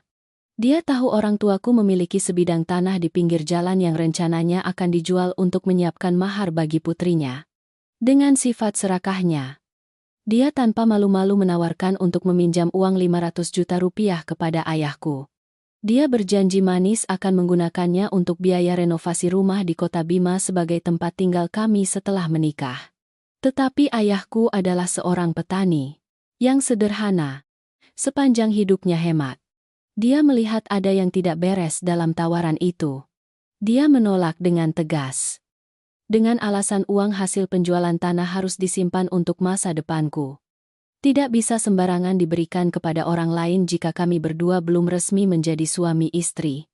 Penolakan terang-terangan ayahku telah menyentuh harga diri dan membangkitkan sifat pendendam Bu Siti. Dia menganggap ayahku meremehkan. Mengandalkan uang untuk sok mengajari. Dia menyimpan dendam itu di rumah dan mulai menyusun rencana balas dendam yang sangat kejam. Hari mengetuk-ngetukkan jarinya ke meja kaca. Dengan kejam melanjutkan ceritanya. Dia bilang ibunya telah mengeluarkan tepat 50 juta rupiah untuk menyewa seorang sopir truk jarak jauh yang sering melintasi daerah kampungku. Sopir truk ini adalah seorang pemabuk yang membutuhkan uang untuk membayar utang judi. Sesuai dengan rencana yang dibuat Bu Siti. Sopir itu minum sampai mabuk. Menunggu saat ayahku mengayuh sepeda pulang dari ladang di jalan raya yang sepi. Saat senja untuk melancarkan aksinya. Tujuan awal Bu Siti hanyalah merekayasa tabrakan mobil untuk memberi pelajaran. Membuat ayahku patah tangan dan kaki. Harus dirawat di rumah sakit menghabiskan banyak uang. Agar keluargaku hancur berantakan karena dendam. Tetapi kejahatan selalu melampaui perhitungan biasa. Tabrakan mobil sopir yang mabuk itu terlalu parah. Truk itu melaju kencang. Menghancurkan sepeda dan melindas kedua kaki ayahku. Ketika warga sekitar berlari datang, semuanya sudah bersimbah darah. Ayahku selamat, tetapi selamanya kehilangan kedua kakinya. Menjadi orang cacat yang harus duduk di kursi roda sepanjang sisa hidupnya. Sopir truk itu kemudian ditangkap, dipenjara dan diberi ganti rugi sejumlah kecil uang sesuai putusan pengadilan. Dianggap sebagai kecelakaan lalu lintas biasa akibat penggunaan alkohol. Tak seorang pun di keluargaku, termasuk pihak penyidik saat itu, curiga bahwa di balik tragedi itu, adalah tangan sutradara wanita yang akan menjadi besan. Aku duduk mendengarkan setiap kata yang keluar dari mulut Hari dan merasa langit dan bumi di bawah kakiku runtuh. Dadaku sakit seperti ditusuk ribuan jarum. Air mataku mengalir deras, membasahi kedua pipi. Bayangan ayahku yang tua dan baik hati. Sepanjang hidupnya bekerja keras, menghemat setiap sen untuk anak-anaknya. Kini harus menderita cacat dan hidup menderita di kursi roda. Muncul jelas dalam benakku. Aku menggigit bibirku sampai berdarah untuk menahan teriakan amarah, agar tidak keluar. Musuh yang menghancurkan keluargaku. Orang yang merebut kedua kaki ayahku. Justru adalah ibu mertuaku. Kenyataan ini terlalu kejam.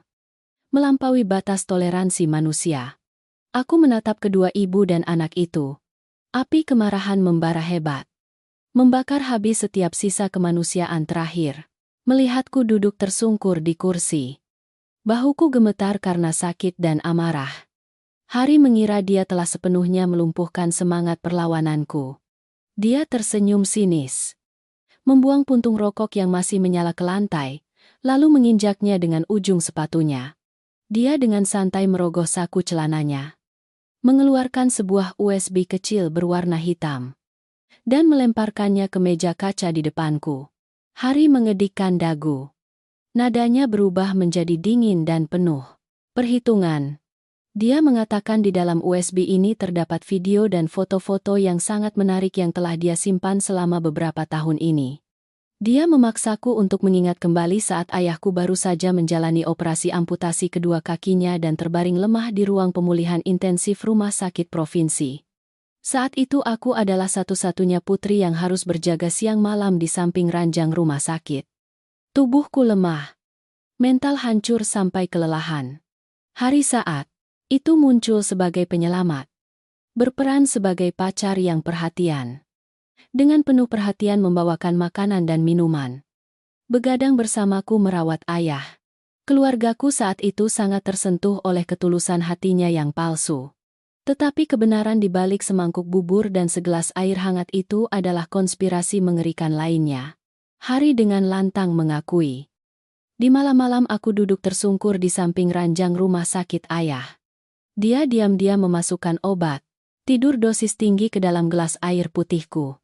Dia membela diri dengan kurang ajar bahwa dia melakukan itu untuk membantuku tidur nyenyak. Agar tidak harus menanggung kelelahan. Namun kenyataannya, saat aku terlelap tak sadarkan diri karena efek obat tidur.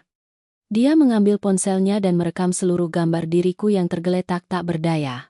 Lebih menakutkan lagi. Dia menceritakan secara rinci tindakan brutalnya malam itu. Saat aku koma karena efek obat tidur. Dia mengeluarkan berkas kontrak asuransi jiwa senilai 5 miliar rupiah dari tas kerjanya yang sudah dia siapkan sebelumnya. Dia menggunakan kotak tinta merah yang dibawanya. Dengan hati-hati mengoleskannya ke jari telunjukku. Lalu memegang tanganku dan menekan kuat-kuat sidik jariku ke setiap halaman kontrak. Semua tindakan dilakukan dengan lancar tepat di ruang rumah sakit yang serba putih. Di bawah cahaya lampu neon yang redup. Saat ayahku yang malang terbaring. Lemah di ranjang di sampingnya. Dia melakukan semua hal keji itu untuk mengubahku menjadi boneka yang memiliki harga 5 miliar rupiah dengan satu-satunya penerima manfaat adalah ibunya. USB ini adalah bukti yang dia gunakan untuk memeras dan mengendalikanku. Dia mengancam bahwa jika aku tidak patuh menandatangani surat pencabutan laporan untuk menyelamatkan ibunya dari hukuman penjara karena pencurian. Dia akan menyebarkan video ini ke internet. Sekaligus mengirimkannya ke perusahaan asuransi dan pihak berwenang. Menuduhku menderita penyakit mental. Sering menggunakan obat penenang dosis berlebihan untuk menghancurkan sepenuhnya kehormatan dan karirku. Dia ingin aku hidup selamanya dalam ketakutan. Harus menahan diri menjadi tambang emas tak terbatas bagi keluarganya untuk dikuras. Setiap pengakuannya seperti pisau yang menusuk dalam hati. Mengungkapkan sepenuhnya kebusukan, kekotoran, dan kekejaman. Orang-orang yang mengatasnamakan keluarga suami. Ruang tamu diselimuti keheningan mematikan setelah pengakuan mengerikan dari Hari. Bu Siti duduk meringkuk di sofa. Wajahnya keriput menunjukkan kemenangan bercampur kejahatan. Dia yakin bahwa dengan 2 pukulan mematikan, yaitu kebenaran tentang kecelakaan ayahku dan rekaman pemerasan, aku akan menyerah sepenuhnya. Berlutut memohon belas kasihan dan segera menandatangani surat pencabutan laporan. Hari juga berdiri dengan melipat tangan di dada. Tatapan matanya yang sombong menatapku seperti melihat mangsa yang sudah terperangkap dalam jebakan. Tidak ada jalan keluar. Tapi mereka salah. Setiap penderitaan manusia ada batasnya. Dan ketika rasa sakit mencapai puncak kemarahan, itu akan berubah menjadi kekuatan yang tak terkalahkan. Aku perlahan mengangkat kepala. Air mata di wajahku sudah kering.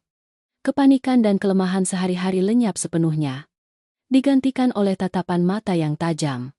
Sangat teguh. Aku mengulurkan tangan, mengambil surat pencabutan laporan yang sudah tercetak di meja. Gerakanku lambat membuat Hari dan Bu Siti mengira aku akan menandatanganinya. Tetapi alih-alih mengambil pulpen, aku menggunakan kedua tanganku untuk merobek surat itu menjadi serpihan-serpihan kecil, menyebarkannya putih bersih ke udara. Tindakanku yang tak terduga membuat kedua ibu dan anak itu terkesiap. Saling menatap. Aku menumpukan kedua tanganku di meja kaca. Perlahan berdiri tegak. Berhadapan langsung dengan Hari. Aku tersenyum tipis. Senyum penuh keberanian seorang wanita yang telah membebaskan diri dari belenggu. Aku memasukkan tangan ke dalam kerah jaketku, melepaskan alat perekam suara mini yang berkedip lampu merah dan meletakkannya dengan keras di atas meja. Bersamaan dengan itu, aku mengeluarkan ponsel pintarku dari saku celana. Layar ponsel menyala terang, menunjukkan panggilan yang masih terhubung dan penghitung waktu yang terus berjalan. Aku dengan lantang menyatakan setiap kata dengan jelas dan tegas. Aku memberitahu mereka bahwa semua kata-kata sombong, semua kebenaran keji tentang menyewa orang untuk menabrak ayahku sampai kakinya putus, tentang memberikan obat tidur untuk memaksaku mencetak sidik jari pada kontrak asuransi.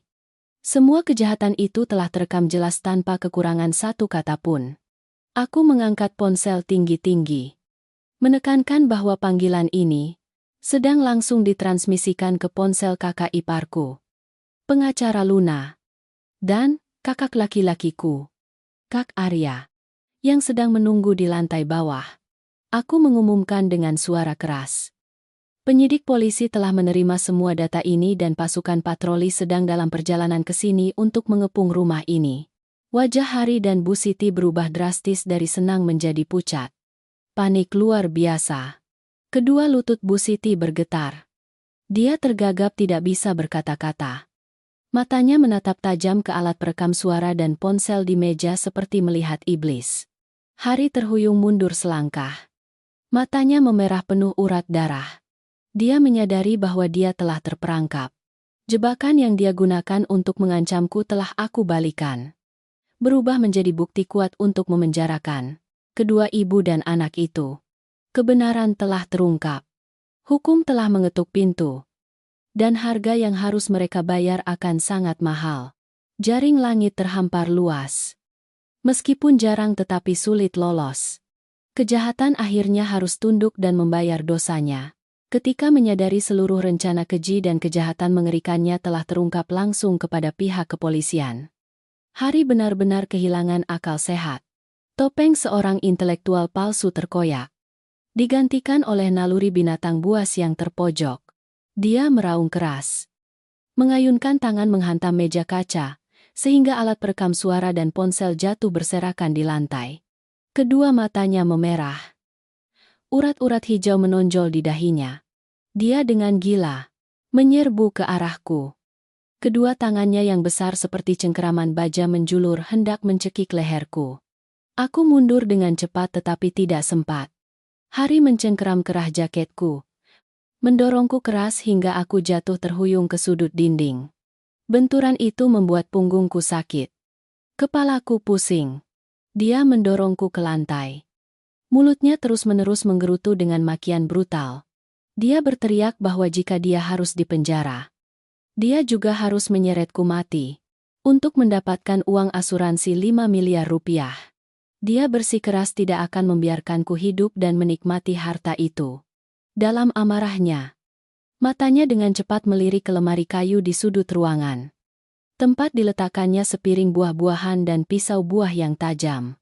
Hari melepaskan satu tangannya dari leherku. Dengan cepat meraih gagang pisau. Mengayunkannya tinggi-tinggi bersiap memberikan pukulan mematikan kepadaku. Tepat pada saat itu, bilah pisau yang berkilauan baru saja terangkat. Sebuah suara memekakan telinga terdengar dari arah pintu utama. Pintu kayu yang tebal didobrak hingga terbelah dua. Engselnya patah dan berserakan. Kak Arya dengan wajah marah. Tangannya memegang kunci pas besi. Menerjang masuk lebih dulu. Tepat di belakangnya adalah 3 petugas polisi berpakaian seragam. Memegang alat bantu. Pistol sudah siap ditembakkan. Kak Arya tanpa bicara. Melayangkan. Tendangan keras tepat kerusuk. Hari membuat pria kejam itu terpental beberapa meter. Pisau buah terlepas dari tangan dan jatuh berdering di sudut ruangan. Para petugas polisi segera menyerbu. Suara-suara tegas terdengar. Meminta para tersangka untuk tetap di tempat. 2 petugas dengan cepat menguasai Hari. Membengkokkan tangannya ke belakang dan klik. Borgol dingin telah mengunci kedua pergelangan tangan iblis itu. Hari berontak putus asa tetapi sia-sia. Wajahnya menempel ke lantai yang dingin. Mulutnya masih terengah-engah penuh kekesalan. Di sudut lain, Bu Siti ketika menyaksikan polisi menyerbu dan menguasai putranya, dia benar-benar hancur. Kedua kakinya lemas tidak bisa berdiri. Jatuh tersungkur di lantai. Dia memegang kedua tangannya di kepala. Menangis histeris dalam keputusasaan yang luar biasa. Dia memanggil nama Hari. Memanggil langit dan bumi. Tetapi air mata buaya saat ini tidak bisa membersihkan sifat serakah dan kejahatan besar yang telah dia lakukan kepada keluargaku. Kak Arya buru-buru berlari membantu aku berdiri. Dia dengan khawatir memeriksa apakah aku mengalami luka serius. Tatapan matanya penuh rasa kasihan dan bangga karena adiknya telah kuat melewati badai. Kepala tim investigasi mendekat. Mengambil ponsel dan alat perekam suara di lantai. Menyimpannya di kantong barang bukti. Dia melirik sekilas tempat kejadian. Memerintahkan untuk membawa tersangka Bu Siti dan Hari ke kantor tim penyidik kepolisian untuk menyelidiki tindakan penyerangan yang disengaja, pencurian harta benda, dan pemalsuan dokumen.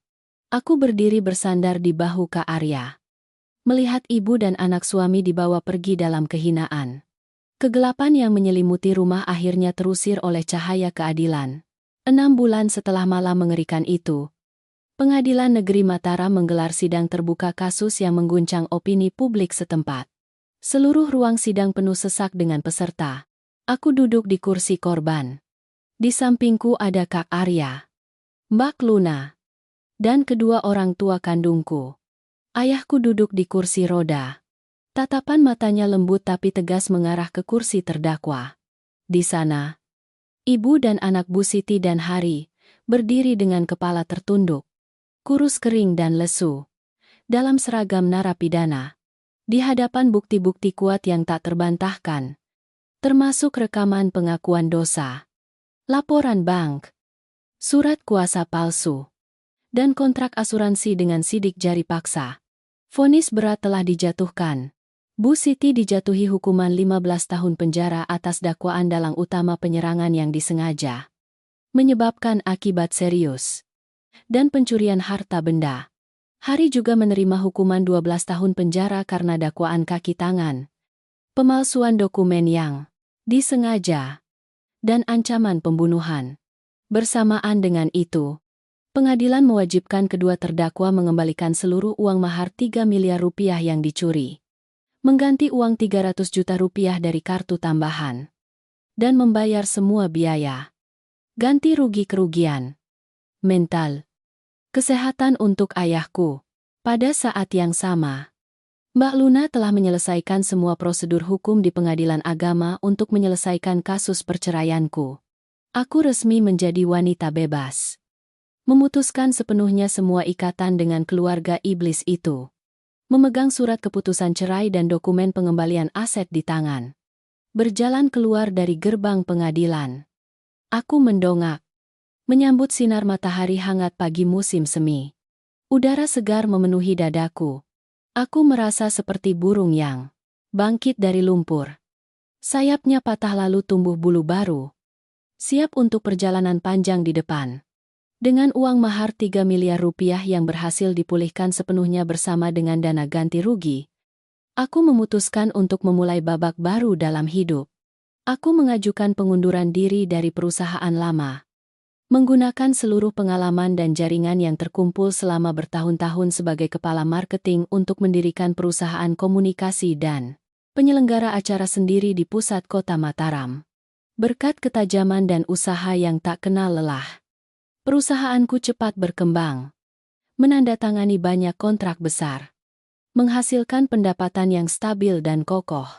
Kebahagiaan terbesarku tidak hanya berhenti pada karir yang sukses. Aku telah menggunakan sebagian keuntungan dari perusahaan untuk membeli sebuah rumah satu lantai yang luas dan mewah di pinggir kota. Dengan halaman yang asri, didesain khusus agar cocok untuk pengguna kursi roda. Aku menjemput orang tuaku dari kampung untuk tinggal bersamaku agar mudah merawat mereka. Melihat ayahku senang menyiram tanaman di kebun di kursi roda barunya. Mendengar tawar yang ibuku di dapur. Aku tahu aku telah membuat pilihan yang paling tepat dalam hidup. Masa lalu yang kelam, air mata, rasa malu, dan pengkhianatan telah ditinggalkan selamanya. Aku, Laila Anggraini, benar-benar terlahir kembali. Melangkah maju dengan percaya diri di atas kaki seorang wanita yang mandiri, kuat, dan penuh kebahagiaan. Terima kasih telah meluangkan waktu menonton video ini sampai akhir. Jika Anda merasa konten ini bermanfaat, silakan berlangganan saluran ini untuk mendukung saya.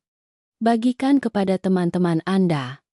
Dan tinggalkan komentar di bawah agar saya memiliki lebih banyak motivasi untuk membuat video baru.